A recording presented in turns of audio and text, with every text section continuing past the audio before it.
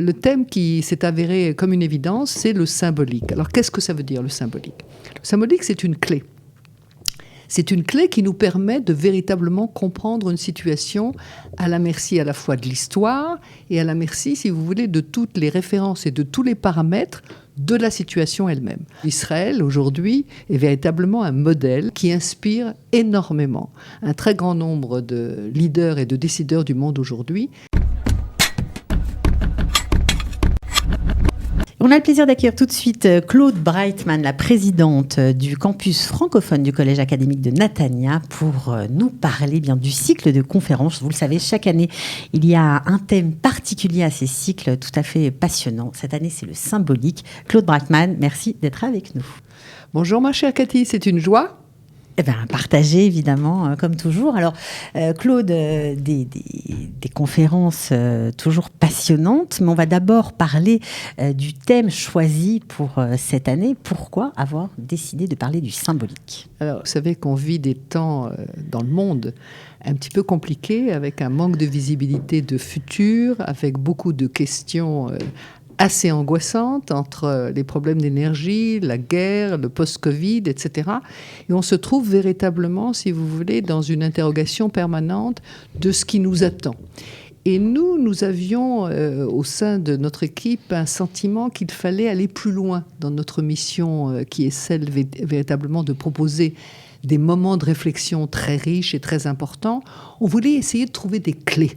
On voulait essayer de trouver le moyen, si vous voulez, de basculer sur quelque chose qui véritablement ouvrirait d'autres perspectives. Donc, la première clé, bien sûr, lorsque l'on discute, si vous voulez, avec des philosophes, avec des psychiatres et avec tous les gens qui sont aujourd'hui sur le pont pour essayer de trouver des réponses et essayer de rassurer les gens, de leur donner un petit peu d'espoir, le thème qui s'est avéré comme une évidence, c'est le symbolique. Alors, qu'est-ce que ça veut dire, le symbolique ? Le symbolique, c'est une clé. C'est une clé qui nous permet de véritablement comprendre une situation à la merci à la fois de l'histoire et à la merci, si vous voulez, de toutes les références et de tous les paramètres de la situation elle-même.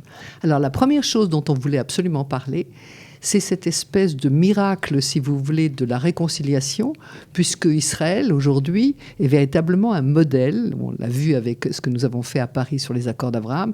C'est un modèle véritablement qui inspire énormément un très grand nombre de leaders et de décideurs du monde aujourd'hui.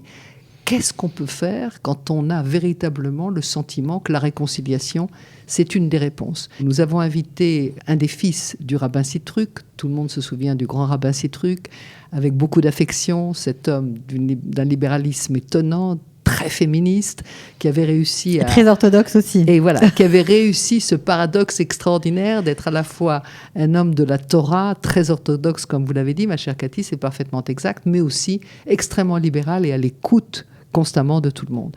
Donc c'est son fils, en digne héritier, qui va venir nous parler de lui, de sa conception précisément de cet échange, de ce dialogue qui peut être mis en place.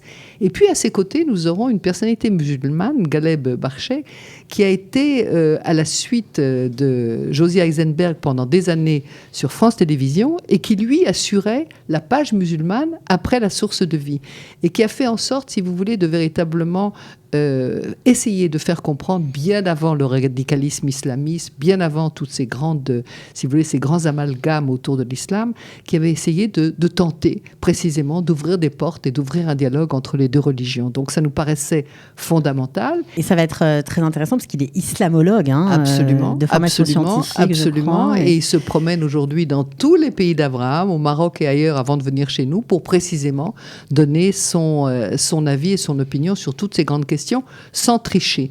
Et puis celui qui va, si vous voulez, continuer à être un petit peu notre parrain d'honneur et notre parrain de cœur, c'est son Excellence l'ambassadeur Éric Danon, qui maintenant, depuis qu'il est en place, est celui qui ouvre toutes nos séances inaugurales. Donc c'est le 13 novembre, on commence par la réconciliation. À 19h30. Voilà. Et je pense, si vous voulez, que ce sera une proposition d'un rendez-vous très particulier, très profond, et qui va, j'espère, pouvoir débloquer un tout petit peu, si vous voulez, justement, ces pôles de réflexion. Et puis on va continuer. Voilà, il y aura beaucoup de réunions, une par mois en fait. C'est tout simple. Absolument. Et puis vous allez toucher tous les domaines, la politique, la spiritualité, bien sûr la littérature, la psychanalyse. Et à chaque mois, en fonction du thème, il y aura un invité, on va dire professionnel de ce domaine.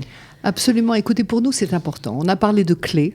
Donc il faut véritablement, si vous voulez, avoir un spectrum le plus large possible pour que chacun véritablement trouve, si vous voulez, l'ambiance intellectuelle, affective qui lui convienne pour pouvoir comprendre et aller un peu plus loin. Alors on va avoir le professeur Emmanuel Navone, qui est bien connu, qui va nous parler sur la base de son livre précisément de tous ces changements majeurs symbolique. Donc le symbolique dans la politique. Voilà, en fait, le symbolique dans la politique, ça ce sera le deuxième rendez-vous. Nous aurons un rendez-vous formidable sur l'art avec le docteur Colette Lineman, qui est le professeur d'art à l'Université Tel Aviv, qui est peintre, qui est poète, qui est écrivaine et qui est une femme formidable et qui, en dialogue avec un immense artiste, Ofer Lelouch, va nous parler des grands symboles dans l'art, comme Magritte, comme Dali, comme Chagall. Et ça va nous emmener, si vous voulez, dans l'imaginaire du symbolique, ce qui est quand même très important aussi parce que ça nous permet, encore une fois, d'aller le plus loin possible. Nous aurons Eliette Abécassis, qui, elle, va au contraire nous ramener dans une intériorité d'une très grande profondeur,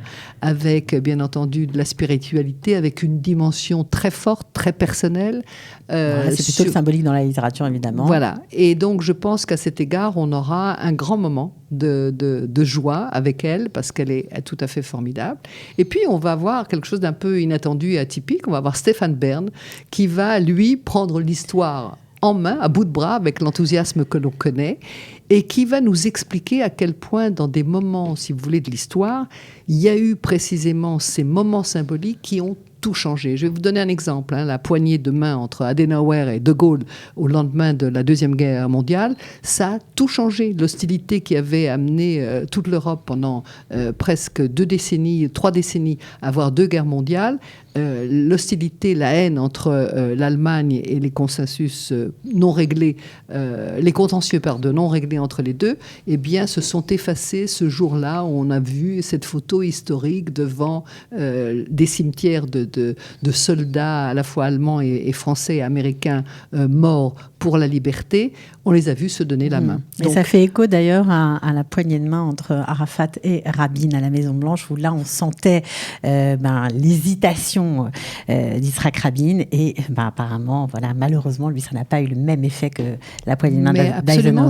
Mais ça se voyait. Ces poignées de main, vous avez parfaitement raison de les rappeler, parce qu'entre Begin et Sadat, c'était autre chose. Exact. C'était véritablement, mais on avait envie de voir ces 3 mains avec Carter, si vous voulez, enlacées, pour véritablement nous donner une clé symbolique de cette réunion, de cet ensemble, de cette volonté d'essayer de faire ensemble, donner de l'espoir à tous ces peuples.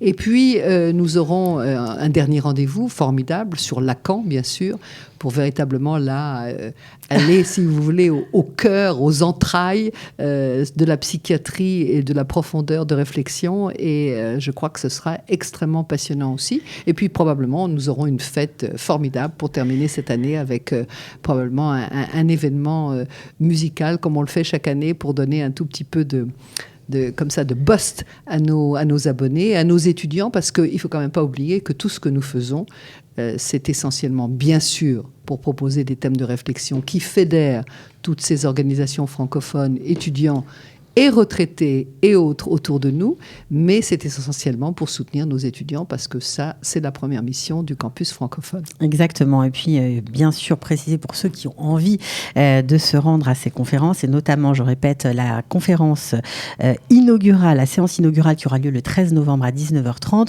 c'est toujours, et c'est ça qui est spécifique dans vos événements, relié avec l'actualité, avec ce qui se passe dans notre monde aujourd'hui. Et évidemment, parce que ça me semble, si vous voulez, incontournable.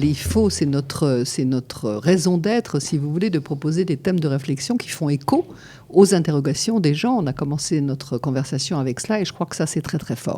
Évidemment, j'imagine qu'il y a des partenaires pour vous aider, pour vous soutenir fidèles depuis de nombreuses années. Tout ça, ça ne se fait pas tout seul. On a 20 ans, d'accord, très jeune et très beau, mais enfin quand même, il faut saluer avec beaucoup de cœur tous ceux qui sont à nos côtés. Ce sont des partenaires qui vous suivent, on va dire, pour vous soutenir financièrement ou qui vous suivent parce que la résonance que ça a dans la société francophone israélienne est importante aussi pour eux?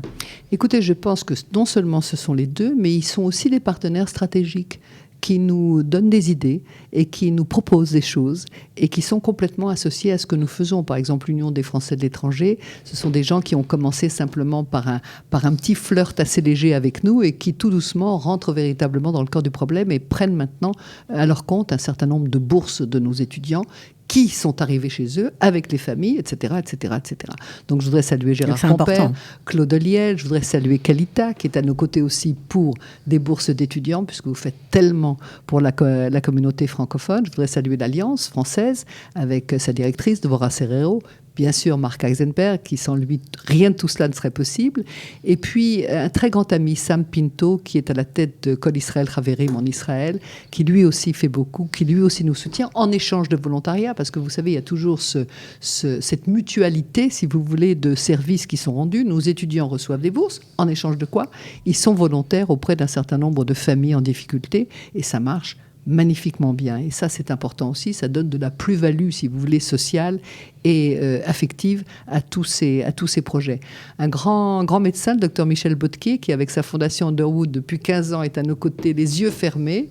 La famille de Nicole Fari, Azria, de Los Angeles, qui eux aussi sont à nos côtés pour un projet formidable de jeunes femmes monoparentales qui décident de reprendre leurs études. C'est très important que vous précisiez tout ça parce que c'est vrai que quand on parle du collège académique de Netanya, on voit le premier degré, mais on oublie parfois tout ce qui est derrière. Il y a beaucoup d'actions qui sont menées. Merci de me donner l'occasion de le rappeler parce que c'est toute ma raison de travail, si vous voulez, et de détermination. Parce que quand je vois ces jeunes recevoir des diplômes avec leurs parents, c'est la première génération qui les fait sortir de la précarité.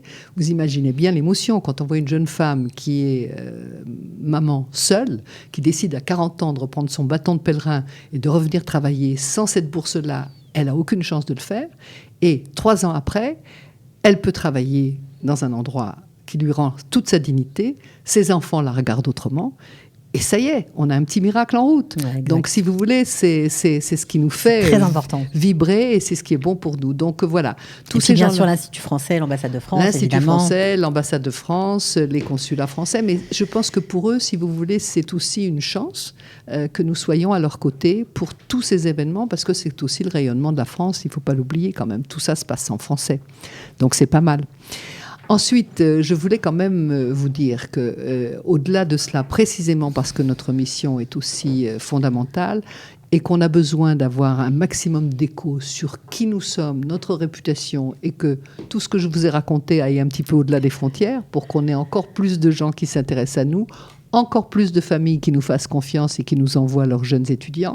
Eh bien, comme nous avions fait un grand événement sur les accords d'Abraham au Sénat l'année dernière, et d'une manière historique, il en est sorti un caucus semblable à celui israélien et à celui américain de Jared Kushner au Sénat français, alors que la France n'avait rien à voir avec les accords d'Abraham. Donc ça, c'est quand même assez historique, sous la présidence de M. Larcher, le président du Sénat, avec les sénateurs Cadic et Cambon, respectivement les Émirats et le Maroc, et qu'à la suite de cela, on nous a demandé un deuxième volet. Alors on court et on va aller à Dubaï en juin 2023. Vous n'arrêtez plus là, Claude, voilà. C'est formidable. Et nous allons là-bas parler véritablement de 4 sujets qui sont aujourd'hui les clés dans le monde et qu'il faut résoudre. C'est la food security, la sécurité alimentaire, c'est l'eau, c'est les nouvelles énergies et c'est l'innovation dans tous les domaines pour essayer de contrôler, si vous voulez, tous ces manques à venir qu'il va falloir gérer. Parce qu'en France, on va manquer d'eau et d'électricité. Ici, je ne sais pas exactement, mais on a des vrais problèmes partout. Donc, on sera véritablement dans ce schéma-là. très fort. Alors ça, c'est passionnant. Et en plus, je crois que vous avez, avant Dubaï, fait beaucoup de pas vers l'Afrique, vers le continent africain. Vous avez tissé des relations et le résultat a été que vous avez créé une chaire de diplomatie francophone. C'est tout nouveau. C'est la première chaire de diplomatie francophone en Israël. Ça va beaucoup plus loin. D'après ce que la secrétaire d'État à la francophonie en France m'a fait savoir, il s'agit d'un projet unique, en fait. Alors, je ne sais pas si c'est un projet unique dans le monde, mais c'est un projet unique au monde qui va être une chaire de diplomatie internationale francophone. Ça a déjà démarré, ça va démarrer? Non, on est dans le processus. On l'a fondé, on a écrit tous les statuts, on a écrit tous les contenus, on a proposé à tous les représentants d'Afrique francophone, d'Europe francophone, du Canada, du Maghreb francophone, tous d'être à nos côtés pour participer à cette chaîne qui va faire 2 choses essentielles. Okay ? L'une, c'est d'abord d'inviter tous les jeunes post-masters de sciences politiques de ces pays à venir faire, si vous voulez, un complément d'enquête et d'information sur la géopolitique du Moyen-Orient, en français, pour qu'ils puissent revenir avec tous les outils nécessaires pour véritablement s'inscrire dans des programmes de diplomatie et de politique francophone dans leur pays avec un bagage supplémentaire. Et les cours seront en français, les professeurs seront français de toutes ces universités avec lesquelles nous avons des partenariats, que ce soit le Canada, que ce soit Kinshasa. Est-ce que si, par exemple, il y a des étudiants francophones israéliens qui ont envie de rentrer dans ce... Mais on les accueillera, bien entendu. Ce sera possible aussi. Vous m'imaginez, moi, en disant non à quelqu'un... mais peut-être que c'est quelque chose de tout à fait particulier. Non, mais la vérité, c'est qu'on veut des postmasters, c'est-à-dire juste avant le doctorat, pour qu'il y ait vraiment le niveau le plus fort et le plus important. Ils obtiendront un certificat, si vous voulez, universitaire de ces séminaires exceptionnels, de cette chaire universitaire, et rentreront donc chez eux avec une capacité d'entamer un doctorat sur une thèse qui peut avoir quelque chose à voir avec ce qu'ils auront appris ou enregistré dans ce qu'on fait ici. Bon. Et puis nous inviterons des scientifiques de toutes ces universités africaines, du Maghreb, du Canada, de la France, de la Suisse, de la Belgique, à venir s'asseoir régulièrement chaque année pour des séminaires scientifiques au-delà desquels nous aurons des papiers qui seront publiés avec des suggestions lorsqu'ils se seront assis sur les grands problèmes du moment. Vous parliez d'actualité, donc impossible de faire véritablement un syllabus de ça, mais ils seront là, ils seront nos invités pendant 10 jours, en Israël. Ils auront l'occasion de rencontrer des gens qui font des choses qui leur ressemblent en Israël, que ce soit à Weizmann, que ce soit à Technion, que ce soit ailleurs. Et on espère qu'à partir de là, il y aura une espèce de charte d'intention internationale qui pourrait être entendue dans ces pays francophones. Donc, on comprend que les missions d'UNAC sont nombreuses. Évidemment, les étudiants, mais aussi faire rayonner Israël, en tout cas, faire mieux comprendre ce qui se passe au Moyen-Orient. Pour nous, pour l'heure, ce sera la conférence, en tout cas la séance inaugurale du 13 novembre à 19h30 au NAC. Évidemment, toutes les autres conférences qui suivront mois par mois. J'espère que vous serez nombreux.